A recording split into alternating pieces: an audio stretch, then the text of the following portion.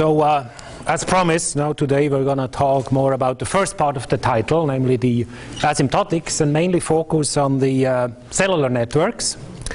So this is the menu. Now I'll introduce a basic model for cellular networks, which is the HIP model, which stands for Homogeneous Independent Poisson. We look at a couple of semi-advanced, I would say, transmission techniques for that model. See how that works now in this Poisson case. But then the main part will be on a approximative framework to deal with the non-Poisson case now. So this is the sub-menu. Now we'll introduce the idea of a horizontal shift of SIR distributions. And to do that, we'll introduce a new point process, which I call the relative distance process. And then there are two new deterministic quantities that we need to quantify that shift. The first one being the mean interference to signal ratio, and the second one being the expected fading to interference ratio. And then we characterize the asymptotic gains or shifts between two distributions, give a few examples now, and in the end we'll see where we are with the homework. So this is where we left off yesterday. So this is the generic cellular model in the downlink. Now we have a stationary endergodic point process. These are the red guys. Now they all transmit at equal power, including the blue guy. No, but we assume that the user situated at the origin here is served by the closest base station, which would be that blue one, and everybody else is active. So we have frequency reuse 1 in this system. So here is a different representation of what's going on now in this system, where we have strongest base station association on average, now not including fading, so this is just proximity. So every user is associated with the base station whose Voronoi cell it is located at.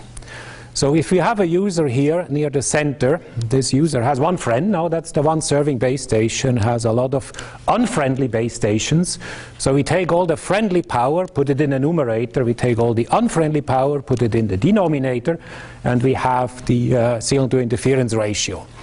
So that's the setup now with this IID fading, and X0 here would be the serving base station, so the green one here in the middle. So let's look at the typical user now on her typical morning walk here from the left to the right, and see what kind of SIRs she experiences here on the right, plotted without fading at the moment. Now, so she starts here, and the moment she hits the edge, the boundaries of cells, now there is a drop in signal strength, and then she's in relatively good shape for a while here, and then she's in bad shape here for a longer stretch, because she's essentially moving along a Voronoi edge, and in the end she gets very close to a base station, so we have a peak here. So this is the kind of fluctuation in the SIR we observe without fading. And then on top of that, we add the small scale or fast fading. We get the purple curve, we get the faster fluctuation. Now we are wondering now if we do a long walk or we consider a large region, now what is the fraction of that region that is covered at least at the threshold theta? Now, so this is exactly just a complementary cumulative distribution of the SIR at theta. So that's our success probability, or this CCDF now, which is just the probability that we exceed the threshold theta. From the user point of view, now if users are distributed in a uniform way, it is also the fraction of users that exceed a threshold theta in the network. And that will be for each realization of the base station and user processes using ergodicity. Here is a fact on SIR distributions. Now it's kind of a negative fact. Now it says only really the Poisson process is tractable in some cases. So if we have Rayleigh fading, now we have seen this formula yesterday, now that's one of the celebrated results that we get, and in particular alpha equal to 4 or delta equal to 1/2, we get the arctangent. Now if the fading is not Rayleigh, or if the point process is not Poisson, things get difficult very quickly. So we're going to enjoy the beauty of Poissonia a little longer. Now this is a Poissonia flower, so this is the Poisson world, and we're going to enjoy a little longer now. So we are generalizing the single-tier model into a multi-tier model. And that's what we call the HIP model, which was introduced here by Harpreet, Jeff, Rada, and Francois a couple of years ago. So how does this model look? Now we start with the homogeneous Poisson process here. This one has intensity 6. And then we choose a desired number of tiers, say 3, and we choose an intensity for each tier so that they add up to 6. So we have, say, a macro tier of intensity 1, then we have a small tier of intensity 2, and a femto tier of intensity 3. And then we randomly color these base stations to assign them to the different tiers according to the relative densities here. Now, so we'll have 1/6 are going to be macro, 1/3 are going to be small, and 1/2 are going to be femtos. So this is the system that we end up with, now with this random coloring.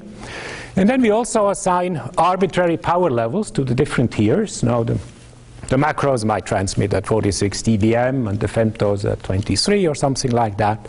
Now that's a very nice model because it's doubly independent in the sense that there is no dependence between base stations in a single tier, and there is no dependence between base stations across tiers. So that makes it very tractable. And in fact, it turns out that from the SIR point of view, all these HIP models are equivalent.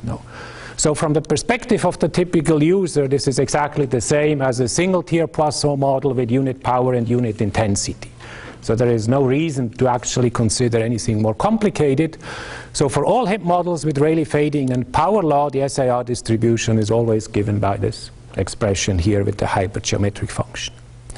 Now there's one point I think that is of particular interest. Now if we look at the target SIR of 10 dB, which is a reasonable number, we get exactly 20.00%. So that's a good number to remember. But now if we think in terms of the typical user, now if you ask the typical user on the street, then she would not be impressed with this performance. Because 20% now is clearly too low and 10 dB is not that much to ask for. So we'll have to think about ways to improve upon that.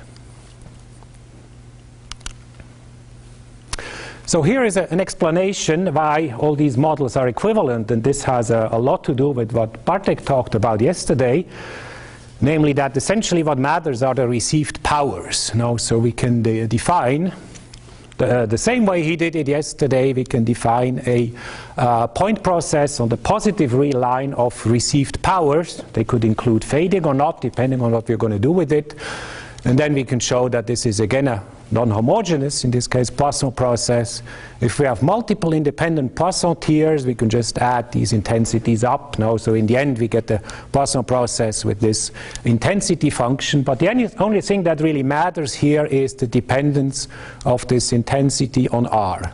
So in all cases we have proportionality to R to the delta minus 1. And that's the only thing that matters because the pre-constant doesn't matter. Now we are interested in SIR, so simply scaling the network doesn't change anything because we are scaling the desired power and the interference power in the same way. Yeah, so this is what is sometimes called path loss process or propagation process. And it's a key ingredient now in many of the proofs now that have appeared for results on cellular networks. And it turns out that this is not just restricted now to single-tier or multi-tier models, but it also holds for advanced transmission techniques such as base station cooperation or silencing or diversity schemes. And so we're going to have a look at some of these now, keeping in mind that they apply in general to this HIP model with arbitrary densities and transmit powers and number of tiers. So the first one is what we call base station silencing. So instead of having enemies all around ourselves, now we neutralize some of them, so that they don't cause any trouble. So they don't help us, but they don't bother us either. So yeah, there's a connection to the Swiss flag now for neutrality. So the strongest base station on average here is still the serving one, and the next n-1 are silenced in that particular resource block that is being used to serve the typical user. Now this model can include shadowing, which doesn't matter. You see it stays constant over time. Now everything is just hidden in that pre-constant. That doesn't matter now, as Bartek pointed out yesterday. So how does this result look? if we silence the n-1 strongest interferers, so we have to calculate the standard power from the serving one divided by the power of all the ones beyond the nth one.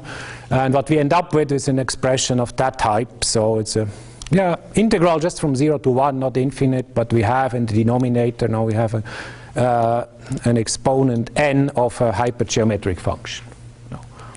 So it's not too bad. No, it's not difficult to evaluate. No, that's the kind of expressions we can expect in this situation when dealing with the Poisson model.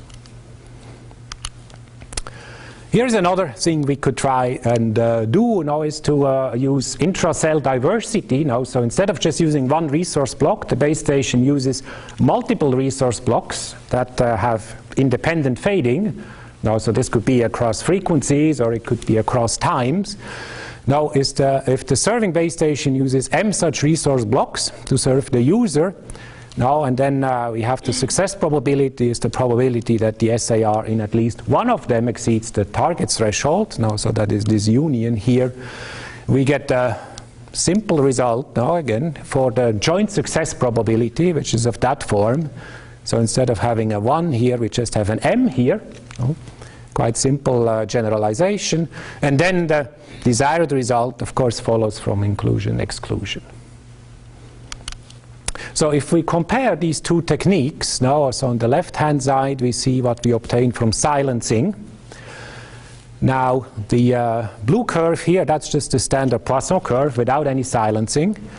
And then we get these dashed curves if we silence 1, 2, 3, 4 base stations. Now, this is assuming that all the other base stations still use all their resource blocks all the time. But if the typical user now has the benefit of having certain base stations silenced, then this would apply to all the users in the network in general. Now, so if we take into account that all other base stations are also silenced in some of the resource blocks, we get a larger benefit now, which would be the solid curves here, so corresponding to this parameter kappa equal to n. On the right, we have the situation of using diversity over m resource blocks.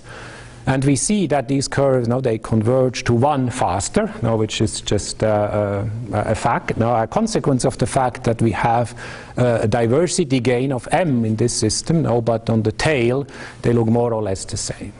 So if we compare the two, if we want to tell the operator which one you should use, now it really depends a lot on the target SIR because of the diversity gain here. As soon as the SIR threshold is small, now we have a clear benefit from using diversity. Whereas if we look at the high theta regime, then it might be beneficial now to just rely on essentially the power or SIR gain from silencing. Now, it is noticeable here now in this system, when we retransmit over multiple slots, we actually get a diversity gain. Now, in contrast to the bipolar model, where this was not the case. No. So here we actually get diversity from retransmissions, and that's because of the fact now there is no really strong interferer. No, because if there was a base station really close, it would be the desired one. No, so the strongest interferer can never be stronger on average than the target base station, in contrast to the bipolar model. What are the dotted lines on the left plot? Yeah, so these are the ones, no, when you assume that all the other base stations are still fully active in the silencing. No, so the typical user would be the only one in the system that benefits from silencing. But if you assume that all users in the network benefit from silencing a bunch of other base stations, then the overall load and the overall interference in the network would be reduced. No, and you get to the solid curve. So then you get a higher benefit, but of course you get a reduction in the number of users you can serve, no, because you're using up essentially resource blocks, no, just to get rid of interference instead of serving other users. No, so a realistic curve, no, would be the solid one, but that comes at the capacity loss. Yeah. Excuse me. Yes. On the right curve, if you use multiple resource blocks, do you consider the interference for each resource block are the same or different? They change, no, because each resource block you use is subject to different interference from the other base stations, because their fading, now the fading from the other base stations is also different across each resource block.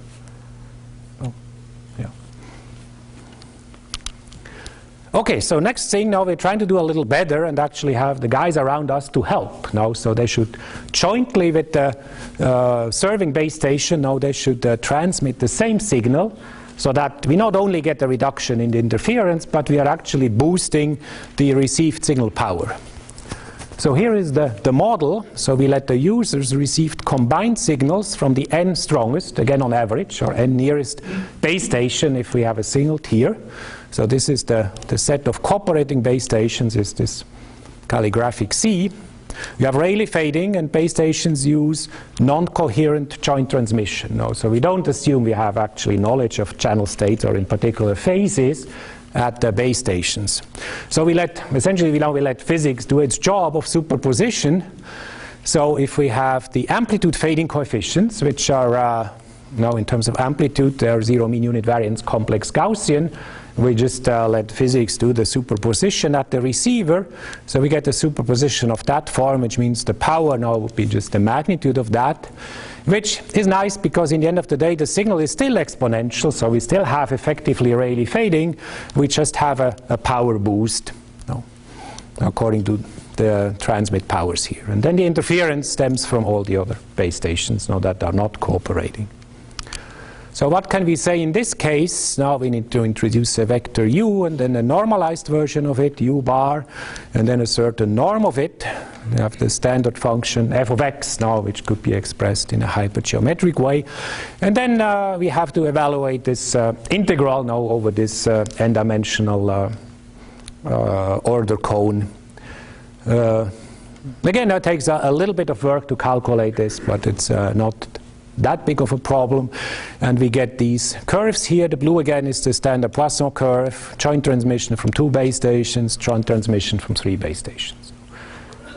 So these are the kind of results now, kind of representative of what can be done in the Poisson case. Now, so it's not perfectly closed form, but it's something now that we can evaluate relatively easily. So the big question is now what is possible outside the nice world of Poissonia. And actually, I enjoyed Laurent's talk from before, because I have a little result here for the Ginevra process. When he said, no, Ginevra is nice, it's very simple. It's all relative. No. So it is, I would agree that it's probably the second simplest model we could imagine, at least on the repulsive side. But here is what the coverage probability looks like. Now, so we have about 3 infinite integrals, and then we have an infinite product and an infinite sum, and this is a real headache if you try to evaluate this numerically. No. You might better off just running a simulation, maybe. No. So it's really not that easy. The derivation of this is relatively straightforward. Now, using Kostland's theorem, the equivalence of the distances to the origin to a set of independent gamma variates. Now it gives you this result now in a relatively straightforward way, but it's just, this is as far as we can push it now, and that's probably the only other model where we can even write something in exact analytical manner. No. So what do we do with that? No, we cannot really evaluate this, and it can only get worse. Now, this is the second simplest model. Okay, so here is an observation on these distributions. If you pick a random paper that discusses cellular networks, now there is, I would say, about a 60% chance that you will find a figure that looks like this. No. So someone plots an SIR distribution and says, okay, if we don't do anything smart, or if we just do the smartest thing that has been done so far, we get this blue curve. But now we have these great ideas, and we actually get this curve, or even that one, or even the cyan one at the end. No. But if we look at this now, what we can observe is that they just appear to be horizontally shifted versions of each other. So here is a plot from a paper by my student Anjin when we started to explore this notion of shifting. So this is a Poisson process, then we have a Poisson hardcore process, we have a Strauss process, we have some experimental data. No big difference. No, it seems to be just a little bit of a shift. No, and so we call that shift deployment gains because it results from doing a little bit smarter base station deployments than just the Poisson ones. So we developed this idea now of actually doing an approximate analysis of the SIR distribution just based on the Poisson curve and applying a little bit of a shift. No. But a counterexample is this M diversity. I will come to that. I will come to that. This always works as long as the schemes or the deployments you're comparing have the same diversity gain. No, but I'll get back to that. Yeah. So, if indeed the curves were just shifted, now if this is the Poisson curve, we can take, say, the red curve, and it would simply be the Poisson curve where we just scale the threshold theta by the gain g, which would be this shift now in the logarithmic or dB scale. So we call this the SIR shift or the SIR gain, or just the gap between the curves. So if we step back for a moment and don't assume yet that this gap is actually constant, of course we can define the gap as a function of the threshold theta in this form here, and also we take the corresponding Poisson probability, and then we invert the new curve that we are interested in, we divide by theta. So what we are doing here, now say we take -5, we go here, and then we go to the right, now so we invert, and then we go down, and we get this gap between the two curves. So then, of course, now we could write the success probability in general just as the Poisson probability divided by this gain as a function of theta. No? If we make this gain a function of theta, then it's trivial that we can always do that. But now, let's define the asymptotic gains as we let theta go to 0 on the one hand, so we call this G0, and as we let theta go to infinity on the right end, on the tail end, which we call G infinity. No. Now, if those limits exist, now which they will always do in the models we are interested in, then asymptotically, now any success probability is just the Poisson one shifted by the G0 on the left side, and the same thing on the right side. Now, so the observation now can be encoded as follows. The observation is that G of theta is essentially G0 for all theta. So a shift by the asymptotic gain at 0 results in an approximation that is quite accurate over the entire distribution. And that is quite remarkable, no? Because when we use any standard type of an approximation, no, like just Taylor expansion or a Padé approximation as has been used, of course it always becomes more and more inaccurate if we go to the other end of the distribution. No. So we can essentially never expect something to hold reasonably well, no, for both from 0 to infinity, no. But this seems to be the case here, at least just visually. So here are a couple of examples. This is the deployment gain of a square lattice. So we simulate the curve for the square lattice, which would be the solid red one. The blue one is the Poisson one.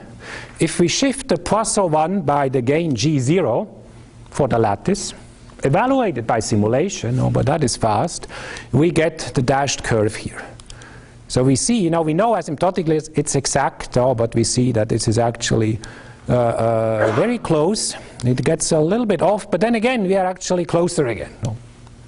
If the Poisson's exponent is 4 on the right side, now we are actually doing a little bit better, even down to 10 dB, even down to 40% or 30% success probability. Now we have a very good match. Now, in principle, now this gain should depend on the path loss exponent, but it turns out now if we run the simulation accurately, now we get 3.19 dB gain. If alpha is equal to 3, we get 3.14 dB gain if alpha is equal to 4. So that's quite nice now, because we can argue that, okay, if we take a 3 dB gain, now, which is essentially what we have, which corresponds to a gain of 2, we get a very accurate approximation now for the deployment gain of the square lattice, or the SIR distribution of the square lattice. Now we just take the arctangent result, we replace theta by theta divided by 1/2, and we get the best approximation that I have seen so far in this case. No? Just a 3 dB gain going from Poisson to square lattice.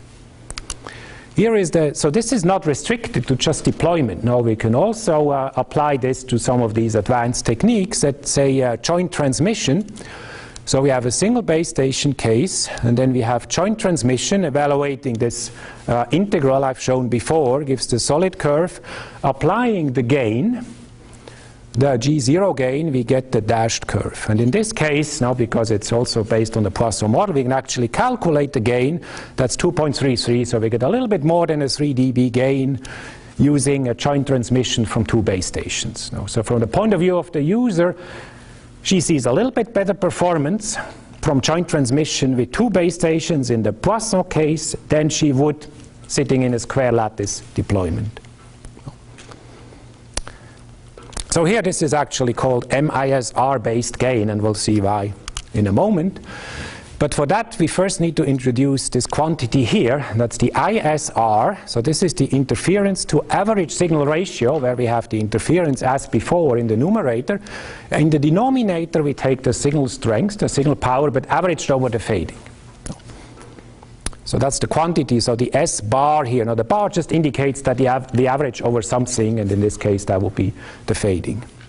Now, the ISR is a random variable because of the positions of the base stations, that are a Poisson point process. But its mean is a function of just the network geometry, because when we take the mean of this, all the fading random variables in the numerator go away because they are all normalized to 1.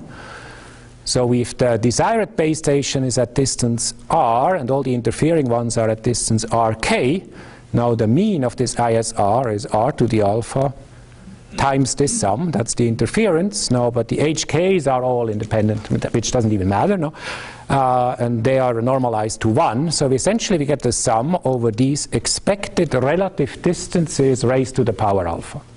No, so that is this MISR quantity. Why is it relevant? Now, so let's focus at Rayleigh fading for the moment and calculate the outage probability as theta goes to 0.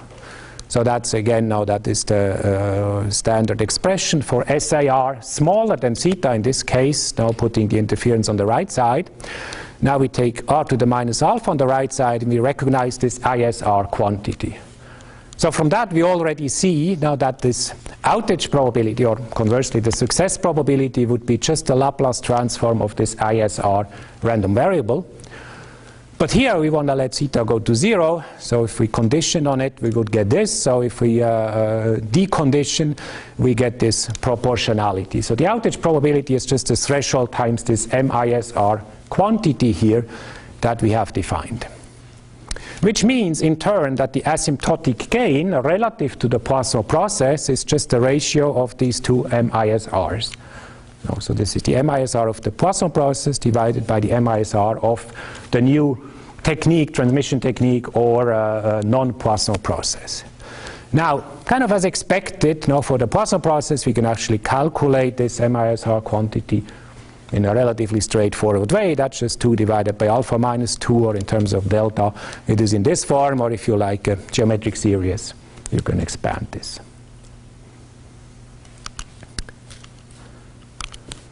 So, yeah, this is the acronym now, so we call this ASAPPP, the Approximate SIR Analysis based on the Poisson process. Now, the question is, of course, now we have observed this, we can calculate this gain at 0, or we can simulate it, but we would like to do a little bit more. So we would like to explain why this is so unreasonably effective over the entire range of theta. And for that, now we also have to look at the gain at infinity and to see if it's in any way close to the gain at 0. So, and then maybe now we can say something about the shape of the SIR distributions by comparing the asymptotics and say, okay, yeah, everything is really just a shift within a small range. And then there is the question, how sensitive are these gains to the path loss exponent alpha and maybe the fading model. So this is very recent work. We just put up some results with my former student Radha Ganti on arXiv. This just appeared last week on arXiv. So we don't have all the answers, obviously, but we are giving some initial insight why it works and how to quantify in particular also the gain at infinity. So, but first now we like to introduce this new point process. So this is what we call the relative distance process. So instead of dealing with just the two-dimensional regular stationary point process of base stations, we take the one that is closest to the origin, and then we just take the distances, so the distance to the nearest one divided by the distances to all the others. So now we get a nice one-dimensional point process that actually sits in the 0-1 interval. Now with that we can express this ISR random variable just as this sum, and its average will be the average of this. Now we can apply Campbell's formula, we get this expression here. And if we start with the stationary Poisson process in 2 dimensions, now we can calculate the intensity measure for this relative distance process, and it looks like this, 2 times r to the minus 3. We can do a little bit more. In the Poisson case, we can calculate the probability generating function, which is of this form, and from that we can calculate all the moment densities, now which look quite simple. Now if we start with the non-Poisson process, now things get a little bit harder. Now the probability generating function will be of this form, where we need the probability generating function of the underlying, now the 2-dimensional base station process, as per the reduced Pal measure.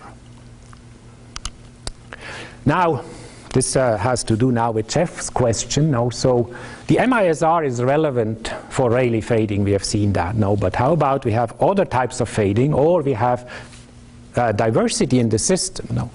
For that we generalize this MISR as follows. So we take the nth moment of this random variable, and then we take the nth root. So for a Poisson cellular network with arbitrary fading, we can calculate this nth moment here. So that's a sum now with these Bell polynomials here, where we have all the different moments of the fading random variable here. So that's a very nice benign expression. And of course, if we just had Rayleigh fading, no, then we could get these moments by just taking the appropriate derivatives of the Laplace transform. No. So the value here is really that this is an expression for arbitrary fading. But now if we just take one particular term in this sum, namely the one where k is equal to n, we get a very nice and very tight lower bound, which tells us that this generalized MISR is just the MISR for n equal to 1 times n factorial to the 1 over n. So that's just the MISR here, no, and that's the extra term, and see how this behaves as a function of n. Now this, what's nice about this bound, because this is the term that actually does not involve any higher moments of the fading random variables, no, so it does not depend on the fading. And in addition, as alpha goes to 2, it becomes asymptotically tight. So here are a couple of plots. So first we focus just on Rayleigh fading, but we calculate these higher moments of the ISR. So for n equal to 1, that's the standard curve here. Of course, then the exact curve and the lower bound matches. So the second lower bound is just a tiny, small improvement. No, that is not that relevant.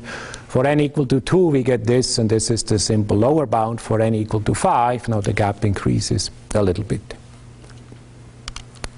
Now, we generalize the fading to Nakagami M fading. So now we have 2 parameters. Now n, that's the exponent of the ISR we are interested in, and m is the parameter that we have in Nakagami fading.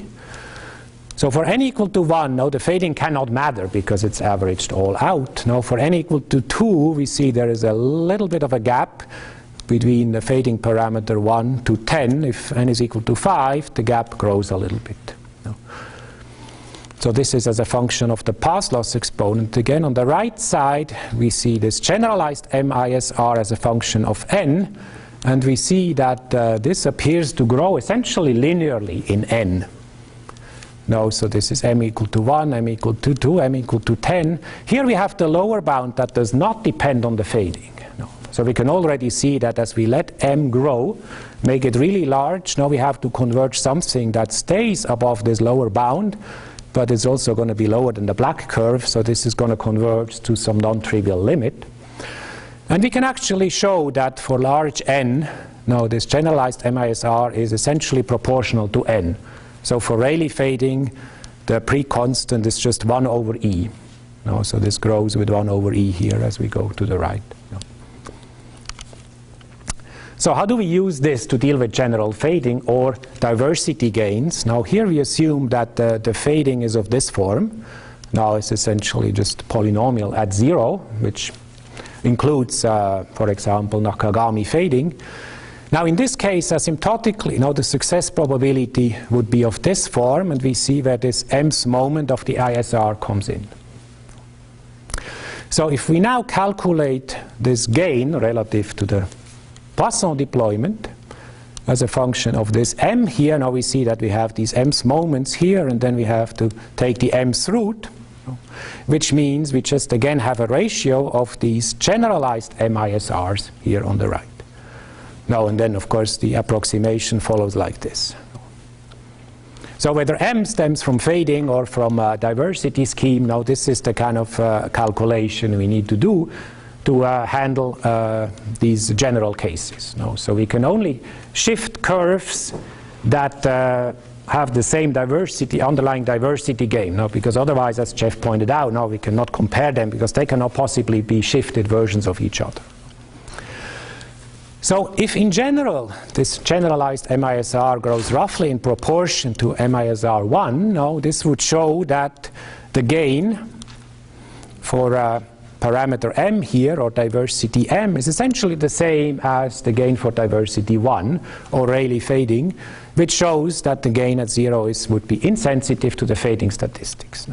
So we don't know a lot more about this yet, but if we plot the curve, going back to the square lattice again, now with Nakagami fading, and we just take the Poisson curve for Nakagami fading, and we shift it by the same gain that we had before for Rayleigh fading. So we apply the same 3 dB gain, and we see that we still get a very good match for all the relevant success probabilities, now above 60–65%. If we take m equal to 5, now we still we have a little bit of a gap here, but overall we are still doing quite well, especially considering the fact that these expressions are very simple. So this is all at 0. Now we need to say something about what's going on the other end here at infinity, about this possible gap there. So for that, now instead of the MISR, we introduce this other quantity, this EFIR. So we take the interference, or it's not actually interference in this case, we just take the total received power from all the base stations. Now here we are not excluding any serving base stations, that's why we call this I infinity instead of just I as before. And we let H be a generic fading random variable. And then we define this expected fading to interference ratio as follows. So that is the definition. So we have the ratio of fading to interference. Now that's what gave the name to the acronym. We take the expectation with respect to the reduced Pal measure, and then we take the 1 over deltas, the delta's root here. Now it is easily seen that this quantity does not actually depend on the intensity of the point process, because this moment here is proportional to 1 over lambda. And it does not depend on the distribution of the distance to the serving base station either, because that distribution does not even enter here. The serving base station doesn't show up anywhere. Now, for the Poisson process with arbitrary fading, we can calculate this quantity as simply the sinc function, raised to the 1 over delta. Of course, there is a connection here to the result by Harpreet and others, that I think Sayan showed yesterday. This sinc delta divided by theta to the delta result has to do with that. So there is a connection there. Because both apply to arbitrary fading. And arbitrary fading includes the case of no fading. In the no fading case, the instantaneous base station association they looked at is the same as the strongest base station association on average. So the results have to match. So this is just essentially 1 minus delta, 1 minus 2 by alpha. So here is the theorem. For all stationary base station point processes where the typical user is served by the nearest base station with arbitrary fading, the tail of the success probability is of that form. So that's theta to the minus delta. And the pre-constant is this EIFR to the delta, essentially. So from that we get the gain at infinity, taking this ratio where we have the result for the Poisson case here, so we get this expression here. So the immediate implication on the tail of the SIR distribution is that the asymptotic behavior at the tail is unavoidable. As soon as we have a stationary point process, we have a singular path loss law, we always get that tail. Which, by the way, also means if we try to calculate the mean SIR, it's always going to diverge. SIR does not have a finite moment. So let's see how fast this convergence actually occurs. So we take a square lattice, and we scale the success probability now by theta to the delta, which means that the product here should approach a constant. Now, the EIFR for the square lattice now cannot be calculated analytically, but we can give some bounds based on the Epstein theta function. So in this particular case, for alpha equal to 4, now we have the limit should approach EIFR to the delta, which in this case is just the square root, which is 1.19, so that will be the dashed curve here. The red solid curve is the simulation result, and we see that as soon as we are past, say, 10 dB, now we get very close. And the blue curves are the lower and upper bounds respectively. Now, so the upper bound is not particularly great, but the lower bound is actually surprisingly tight. Now, so we can take this result here to represent the lattice, and we get a very good approximation for how this distribution behaves at the tail. So here's a summary of what we have done so far. Now we just focus on Rayleigh fading here. So as theta goes to 0, this is the success probability, and this is the gain. That's the ratio of MISRs. As theta goes to infinity for arbitrary fading, we have this result, and the gain is just the ratio of the EFIRs, where here now the PPP is in the denominator and here in the numerator, and here it's in the denominator. And the two quantities now for the Poisson process are very simple expressions, so these are the two here. And they are efficiently obtained by simulation for arbitrary point processes. Now, on the MISR does not involve any fading, so we just have to work with the geometry now and produce some realizations. So that's not bad. In the EIFR, we have the expectation with respect to the reduced Pal measure, which actually helps us now when we are dealing with lattices, because we don't have to translate the lattice. No. If we didn't have that, if we had a standard expectation, we'd have to average over randomly translated lattices. No, but having the expectation with respect to the reduced Pal measure fixes the point at the origin. So we only have one instance of the lattice now, and we get the result very quickly. So here are a couple of more plots for these asymptotic gains for the square and the triangular lattices, now to compare them with those who like hexagons. So the G0, as stated before, now is insensitive to alpha, so it's essentially flat as we change alpha from 3 to 4. And we get a little bit higher gain now from the triangular lattice indicated here by the triangle, so we're doing a tiny bit better. The gain at infinity has some dependence on alpha, so it increases slightly. Now, as we change alpha from 3 to 4, this changes from a little bit more than 2 to about 3.5. No. But overall, now these gains at 0 and infinity are really, really close, especially for alpha equal to 3. There is essentially no difference. And here, for alpha equal to 4, there is a little bit of a gap between the gaps. Now, we try to explain a little bit the insensitivity of the gain at 0 to alpha. So recall that we can write this MISR as this integral here now with the intensity of the relative distance process. Now, so what we are plotting here is for the square lattice, we are plotting the relative densities of the relative distance processes pertaining to the square lattice and to the Poisson process. Now, for the Poisson process, this would just be a straight line. No, but the reason why we plot it this way, because at 0, now everything has to go essentially like r to the minus 3. So we want to kind of take that effect away so that we get a more meaningful plot. Now, because of stationarity, at 0, this has to go to 1.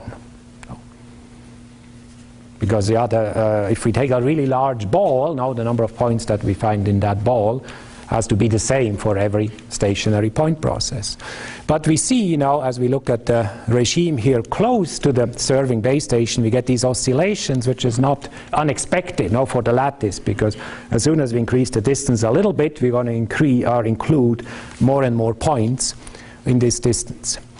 Here is the same thing for the triangular lattice, so there are a little bit less fluctuations.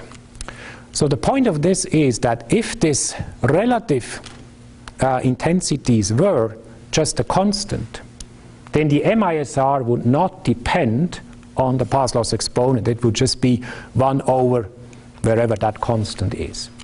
So the sensitivity to alpha can only come from the excursions of this relative distance compared to its average. And we see these excursions are really not that big. So overall, these relative densities are relatively well concentrated around the average, which means in turn that there is very little sensitivity of this gain with respect to the path loss exponent. Here is the Ginevra process, now the beta version, like Laurent discussed. So as we let beta go to 0, now we get back to the Poisson case, so we have to have gain 1 in both cases.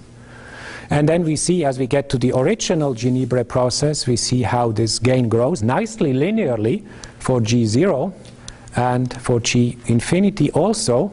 It's just that the slope is a little different. So we get very simple and very good approximations for the gain at 0 as a function of the parameter beta by just saying, this is essentially 1 plus beta half, whereas at infinity, that's essentially 1 plus beta. So the solid line will be the simulation result, and the dashed line is just this approximation here. So we take the general Ginevra model, now we take the Poisson result, we plug in this gain, and we get a very good approximation. With a very simple expression now that we can very easily evaluate compared to the one I showed previously, with infinite integrals and infinite sums and products. We can also observe, now since the square lattice has gains of 2 and 3.5 respectively at 0 at infinity, the original Ginevra process falls quite exactly in between the Poisson process and the square lattice, both at 0 and at infinity. So here we have a point process that just really covers exactly the middle ground, and we have seen before that it is a point process that very well matches the actual deployments. So now lastly, I'm showing some actual trajectories. Now how does this gain G of theta look for the lattices, the square and triangular lattice? So first for a path loss exponent of 3. So the dashed lines here, these are the asymptotic gains at 0 and at infinity. Now the solid lines, this is a detailed simulation that shows the trajectory of the gain. So of course it approaches the gain here, and it approaches the gain on the other side, the asymptotic one. In between, now there is a little dip. So we are getting away just a little bit from those gains. So it's not monotonic. This is more pronounced now when the path loss exponent is 4. So we see that the gain, now we originally had hoped that we see a nice monotonic increase from G0 to G infinity, which means we could get a nice bounce, but that's not quite the case. So this goes down a little bit. But this also means in turn that the gain at 0 is actually valid for a larger range of values of theta. Because we actually have now here at theta equal to about 5, now we have an exact match. If we shift by G0, we get an exact match again. No, it's not just that this gets more and more inaccurate. No, we get away. No, we just get away a little bit. We become accurate again, and then we go up here. So the gain here in dB goes from about 3 to about 5.5. That's as inaccurate as it can get. In this approximation, or in this idea of shifting SIR distributions. So quite likely, the gain as a function of theta is upper bounded by the maximum of the two. So if we wanted, we can take the maximum of the two gains and we would get an upper bound on the SIR distribution. But yeah, this is something that needs to be shown yet. Okay, in conclusion, now the world outside Poissonia is harsh. I think we have seen a couple of examples now of that. Even for the PPP or the HIP model, now the SIR distributions are going to be complicated, unwieldy if we are looking at advanced transmission techniques, now including MIMO, which I haven't talked about, no, but it's just not as nice anymore. So that's why we are proposing this alternative method of shifting the Poisson curve by some gain, which is the gain at G0, no, which works best here. And in order to show that G0 is actually a good gain to use here, or a good shift, now we have also looked at G infinity. And we have seen now, while G0 is related to this MISR, G infinity is related to this EFIR, the other quantity. And we have seen that the MISR now can be very compactly expressed using this relative distance process. And it can be generalized for different types of fading. The same thing doesn't need to be done at the tail end, because the tail is independent of the fading. So there we don't have that issue. Now, this method is relatively accurate for the entire range of theta values, and it is highly accurate as we restrict ourselves to success probability, say, above 75%. So this would be the regime of interest, actually. And of course, now this really has just started this line of work now, and there's a lot more things that can and need be done in this context. Homework. So this was the problem. The pair correlation function equal to 2 on some domain. And we have already seen the solution now. So we take this relative distance process pertaining to the Poisson process, and we get 2. So from slide 31, now we have the second moment density of the process. We see here that's exactly twice the product of the intensities. So here is the solution. So while I don't think I have received a really satisfactory solution, but I have to give partial credit to a couple of people. Now Bartek has come up with a non-ergodic solution, which is a little bit cheating, with a mixed Poisson process, which I haven't thought about. And Paul Keeler has actually had a look at the paper, where the result is in there, and actually pointed out, so that's very resourceful, but it doesn't give full credit either. So Volker has made a comment now that this can only work on a limited interval. If this point process had to be ergodic and actually be defined on the whole line, this could not work. So I guess I'll have to share some chocolates now with a few people. Later today, probably, a few references. That's it, Thank you.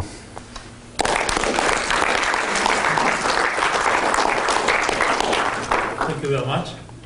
We have time for discussion. Any questions, comments?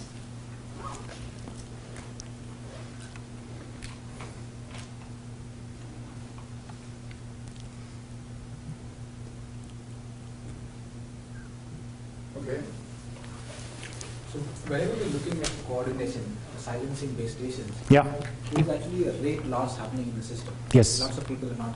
Yeah. So is outage probability or the success probability the right metric to look at? One has to somehow bring in the rate loss. Yes. Multiply it together. Definitely, but in order to study this trade-off, you need to have this as an ingredient.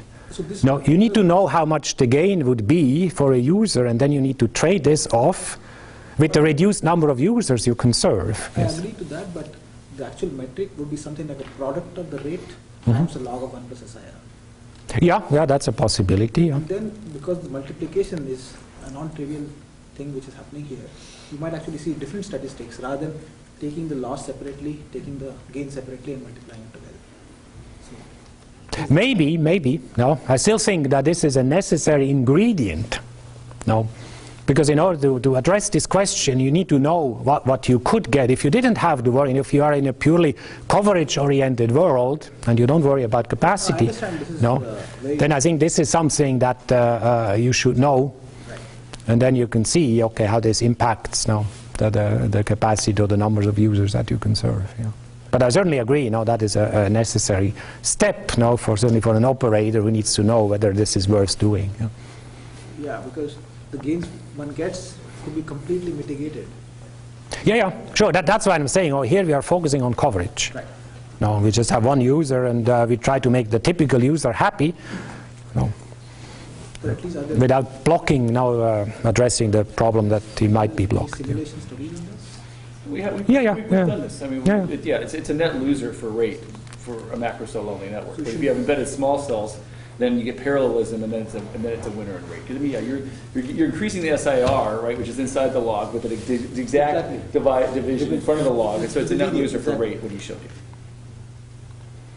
But then there's the issue of like load balancing, because some cells are like heavily loaded, some cells are very lightly loaded. So you might be actually easier to turn off things which are lightly loaded in favor of something which is heavily loaded. So that's also interesting. Yeah. Okay. Comments, questions? You have compared this G0 and G infinity. Can you say something about what's the maximum deviation between the exact value and your approximation? I mean, that really depends on the path loss exponent. Now, you can make the gap really large if you make the path loss exponent really large. No, but the thing is, now, in some sense, now the triangular lattice is the most extreme case of a repulsive process. Now, so if you say, oh, I'm only interested at path loss exponent of 4 or 4.5 at most, now then we already know the results. Now then we know that okay, the gap now goes from 3 dB to 5.5 dB, and it cannot get any worse because it cannot get any better now than a triangular lattice.